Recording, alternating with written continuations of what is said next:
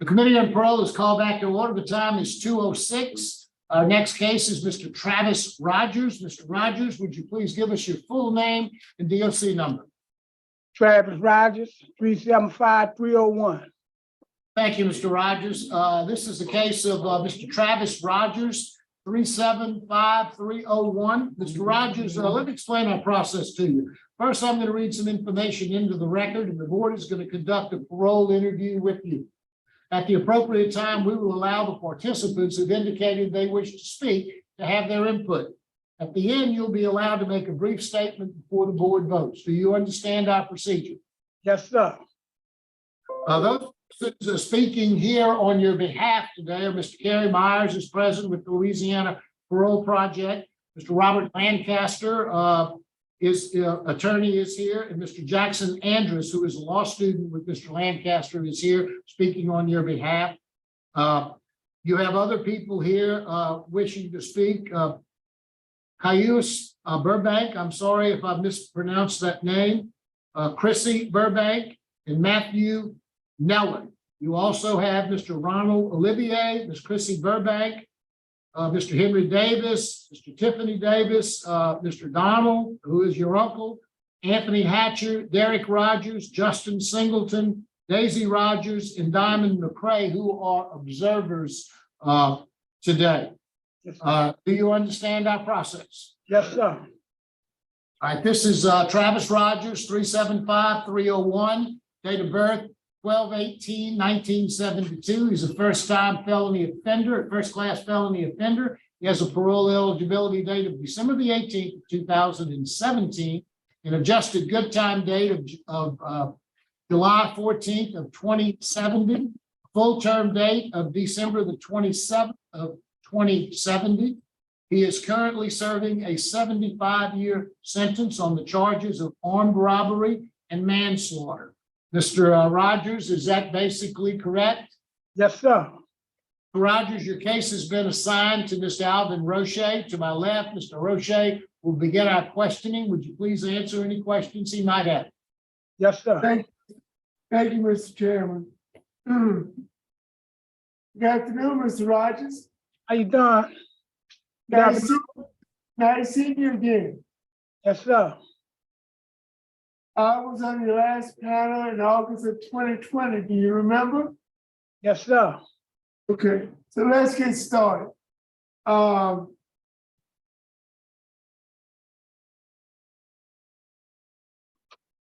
Look like you're currently 50 years old, is that correct? Yes, sir.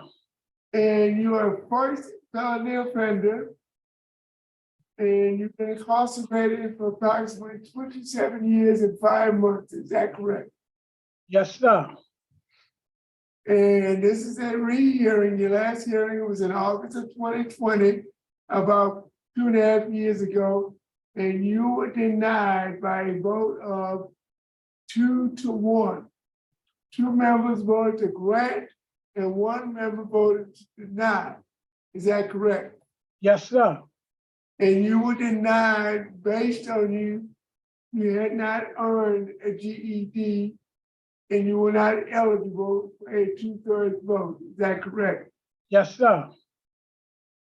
My vote was I granted based on good time programs completed, a low risk assessment, and you received outstanding remarks by Warden Bernard.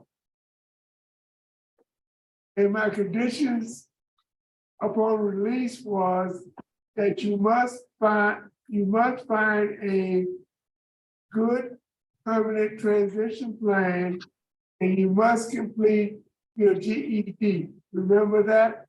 Yes, sir. Have you completed your GED? No, sir. Well, I passed everything, Mr. Roche. But it's a 45 total score, but I'm at a 43. Okay, all right. What subject gave you trouble? Reading, I passed it though, but I could take any subject I want to get the 2 points that I need to get me to the 45. Okay, sounds good. When are you planning on doing that? Whenever the test allows me to do it. Whenever they allow me to take the test. Okay. Well, I think they'll allow you to take it because my vote is probably gonna be the same thing if everything is the same as it was in August of 2020. But again, I'm gonna put a condition that you must complete your GED before you release. Yes, sir. So let's get started. Tell me about the program you completed since your last hearing. Since my last hearing, I completed Mind, Art, and Substance, a workbook, Introduction to Treatment, a workbook, Abused and Wounded Men, a workbook, Criminal and Addictive Thinking, Trauma Healing Institute, A Young Man's Guide to Self-Mastery, Mind, Art, and Substance 1 and 2, Sober Group Alcoholics. That's it. And the STAR program. Yes, sir. And a STAR program that's been very, very instrumental in my life with Miss Lori Stone, who's been my mentor, who's gonna allow me to get an AA, NA, and get into a speaking engagement to at-risk youth, because I have a desire to speak to at-risk youth so I can prevent them from making that one bad decision that could lead to a lifetime incarceration. Okay, now I see that you just finished the opioids treatment program in January 2023. Yes, sir. You plan to take the shot upon release? Yes, sir. I'm on the pills right now, but yes, sir. I would prefer the shot too. Yes, sir. Tell me about any organizational participation since the last hearing. Any organizations, Yeah, but far as clubs or anything? yes. Well, I just been instrumental dealing with the STAR program every day. Monday, Tuesday, and Wednesday, we go to STAR programs to the STAR class, and from there I go to school. Okay, so you've been busy. Yes, sir. Okay. Any community service? No, sir. Okay. Your last write-up, last hearing was September 2009. Is that still true? Yes, sir. So you haven't had any write-ups in the last 14 years? No, sir. Outstanding. Now, last hearing, you did have opposition. Law enforcement opposition, you can't do anything about that. The judge had no comment. The DA's office had no comment. What's different this time is all of your victims were opposed last time. But this time, you have only one victim opposed to your early release. One victim had no comment, and one of your victims is unopposed. And he stated that you've been incarcerated for a very long time and you deserve a second chance. So you had a victim who says that you need a second chance and he's unopposed. One and both. Is anything negative since the last hearing? No, nothing is negative. Everything is same since the last hearing. But I must say that for 18 of his 19 years here at LSP, he has been trying to pass the GED high set test. He only came 2 points shy this time on the reading exam. So he is trying his best to pass the high set test. So he must be commended for even trying, because he's been trying for 18 years. He's been in the program for the entire 18 years? Yes, he's been in the GED. Thank you, Ward. years. That gives me another idea. Thank you so much, Ward. Welcome. Mr. Chairman? Thank you. Now we'll hear from your supporters. Ms. Burbank. Just stand, we can stay right there. Good morning, board. My name is Christina Burring. I'm Travis Rogers' niece. I'm 18 years old. I attend West Jefferson High School. I attend school and I have a teen support group where we talk about mental health issues such as physical abuse, mental abuse, low self-esteem, anger issues, and more. So when he gets released, I will be helping him start teaching about second chances. He will also have access to resources that will help ex-cons find and keep a job. This letter is in support of my uncle of this hearing upon today for parole. My relationship with my uncle is a very beautiful thing. Travis enjoys attending church and always eager to share his ideas with me after. Even at school, he still get inspired about passing his classes and teaching his buddy new things. He is the best uncle I could hope for, and as the time go on, his thoughts and attitude has transformed into something wonderful. He's a wonderful support system for me as well. I never thought I would be so close to him because I'm the only girl in the family. He has been in prison my whole life, and I know the incident happened before I was born. In my belief system as a Christian, it talks about forgiveness. Now I do know that if you don't forgive people, you won't be forgiven. As you think about it, we all sin, mind, thought, and deed, but God graces with another day. So today I ask that you give him a second chance because I know that God forgiven him. And now I'm asking y'all to forgive him too. I am in 11th grade. I have a 4.0 GPA and I'm about to graduate. And it will be a blessing to hear him cheer me on. And he promised to support me through colleges like he supported me through high school. He was the first person to teach me how to practice on praying. So this was my prayer stronger than ever. I asked the parole board for a chance and release him. And God bless you all for taking the time for hearing me today. Thank you very much, ma'am. Ms. Chrissy Bank. You don't want to speak. And it's Derek Rogers, Mr. Marabella, who's going to speak. Okay, Rogers, Derek Rogers. Yes, my name is Derek Rogers. I work for Bluefin. Travis Rogers is my brother. And I'm really impressed on how his attitude changed and his ways changed for the last 20 years. He's really impressed me on his improvement on making himself better more and more.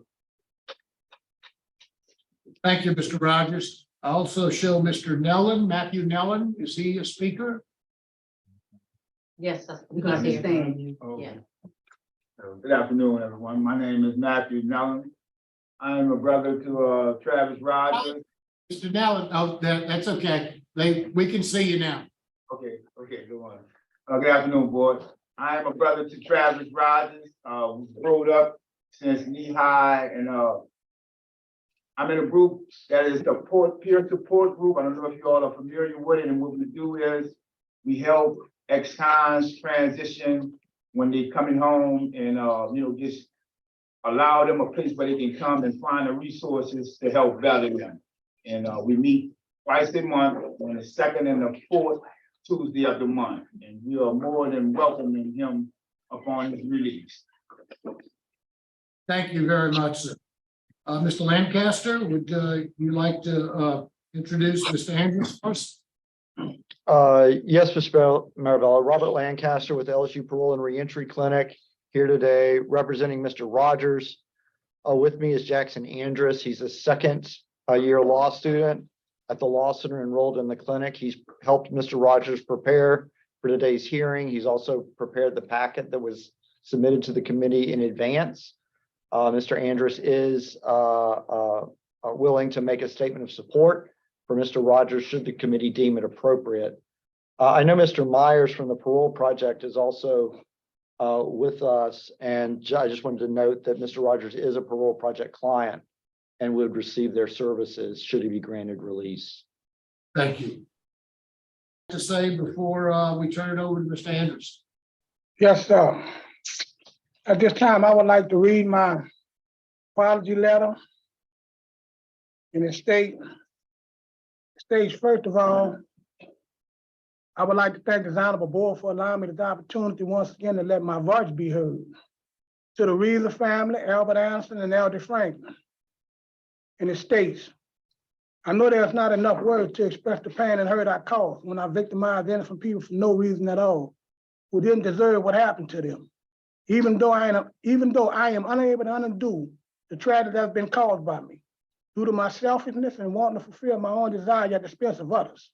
If I could, I would without hesitating to do so when I'm determined to get it right and clean up what I messed up. Therefore, I take full responsibility for my action and apologize from the core of my heart. I am very remorseful and forever will be. And it's my honest prayer that y'all extend the forgiveness I'm seeking from y'all. I am not, shall not, and will never be the person I once was when they have taken all I've been through to make me the person I am today, who strive daily for perfection and try my best to always make today better than yesterday, so I can make a difference where I know where it needs to be made, because I refuse to let my past control my future. So in order to grow, I must be willing to let my present and future be torn unlike my past. I have matured, and my character displays my moral strengths that come from finding my best qualities inside myself by believing in them and showing them every day in my behavior, because I now know better. When you know better, you do better. Considering when I committed those horrific crimes, I was miserable, lost, broken, and very selfish, that wanted what I wanted at the cost of anybody I could victimize. However, I'm now seeking redemption as I continue to model change and lead by example. When I can't say I have changed as a better person, the record don't reflect that. The change wasn't easy, but it was necessary and worth it. Now that I know, my greatest reward would only come after my hardest challenge. And it's been a challenge taken to be a better person. With everything I have learned, I now apply it to my life. Because if I can't devote myself to change now, how can I carry into effect a positive change? So I ask with a sincere heart that this honorable board allow me to return to my family society. Once again, I am very remorseful and apologetic and extend my prayers and best wishes to all who I hurt and victimized. Thank you. Travis. Mr. Rogers, you read very well. I'm very convinced that you'll pass your GED the next time. Next one, he's just 2 points shy. That did it right there. Mr. Andrews, would you like to close for us? Yes, sir, Mr. Bella. I'd just like to remind the board that he has one contraband write-up in 1997, so he's in a very advanced stage in his recovery process. And even though he has not obtained his GED, he's a very determined individual who has worked for 20 years in the Louisiana State Penitentiary main kitchen, passed for 15 years as a main grill cook. So that will serve him well on the outside. Thank you, Mr. Melville. Thank you. Panel ready to vote? Yes, Mr. Roche. Mr. Rogers, Yes, sir.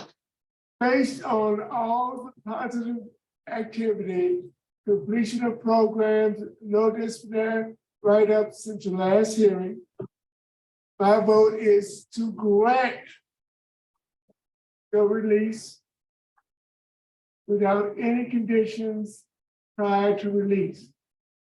Conditions after release. Excuse me. Conditions after release. I want you to follow all the recommendations of the STAR program. Yes, sir. Yes, sir. Have a list of recommendations they give you upon release. I want you to follow all the STAR recommendations. I want you to attend at least 3 NAAA meetings a week. Yes, sir. I want you to have random drug screens at the discretion of your parole officer. I want you to complete your high-set program within the first 12 months of your release. Yes, sir. Don't wait until month 10. Take that test immediately after release. So you must complete your high set within 12 months of release. After you earn that high set, and you will, I want you to perform community service with at-risk youth 4 hours a month. Yes, sir. But wait, you pass the test and you receive your high set. Good luck. Thank you, Mr. Roche. Ms. Jackson? All right, Mr. Rogers, pleasure listening to you this morning.